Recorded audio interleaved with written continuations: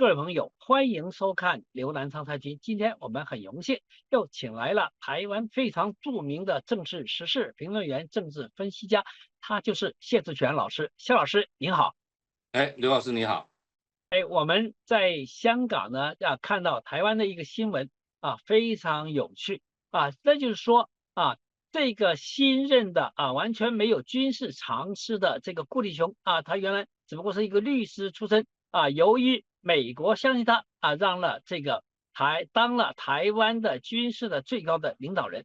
那么他不知道从何而来的一个非常奇怪的想法要在台湾的这些庙宇宫宇宫庙等等来储藏这个弹药大概是不是说要把这个人家平时很多人都说要藏富于民藏粮于民从来没有人听说要藏弹药于民。那么恐怕是不是美军叫他的一个所谓的不对称的战争或者一些全民的防御的这样的一个策略，要把这个台湾的这些弹药都存在这个庙宇里边。那么这个想法，这个奇葩的想法就被台湾的前退伍的将领张延廷就反对，说这个公庙是一个非常公共的场所有很多很多活动，你要把这个弹药藏在这里储存在这里，那一旦出现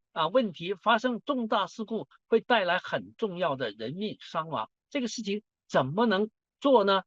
不知道这个张延廷说出这个话以后，这个顾立雄会不会改弦更张呢？我们要请教一下谢老师哈。今天会爆出这个事情有人说就是有人故意抖出这个内幕要斗这个顾立雄因为大家看他十分不顺眼。我相信这个是军方将领要斗顾立雄，因为他呢毫无常识可言那再把这个弹药放在这个宫庙应该是美国人说的。为什么要放在宫庙呢？到底非常简单，全世界这种庙宇宫庙的这种密集度大概台湾应该是世界上前几名尤其是这种有信仰的地方那台湾有几万间，那如果说连锁爆炸，那台湾不就成废墟了吗？那成为废墟不就刚好进行城镇战了吗？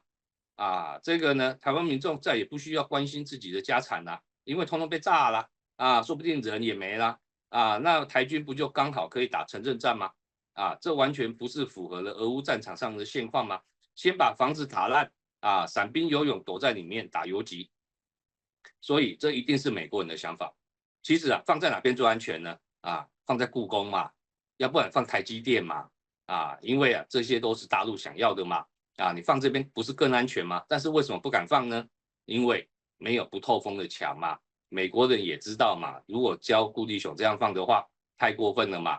其实放台积电才是美国人最想要的嘛，直接把台湾的半导体全部毁掉这样子呢，既符合美国的利益也符合了这个呢民进党的利益嘛因为通通毁掉了，什么都没有了那就大陆不用拿台湾了，因为没有的台积电了嘛其实大家都想错了啦台湾是中国领土不可分割的一部分从满清以来一直都是甚至满清之前也是属于中国的领土。所以说嘛你光是说要搞这种对抗，你是对抗不了的。全世界那么多国家跟大陆建交公报里面都写台湾是中国的一部分联合国的这个秘书处也讲了嘛，台湾就是中国的一省你这些民进党人你不去反驳吗？美国人为什么不去反驳呢？因为反驳不了答案就是这么简单。那干嘛呢？只好摧毁台湾所以美国人一直有一个摧毁台湾的一个计划嘛，放在公庙是刚刚好而已啦，他们还要放在地下室，还要放在图书馆，连看个书说不定都会被炸死还有呢更多奇怪的地方只是没有讲而已。不过我相信这些将领也一定会抖出来的。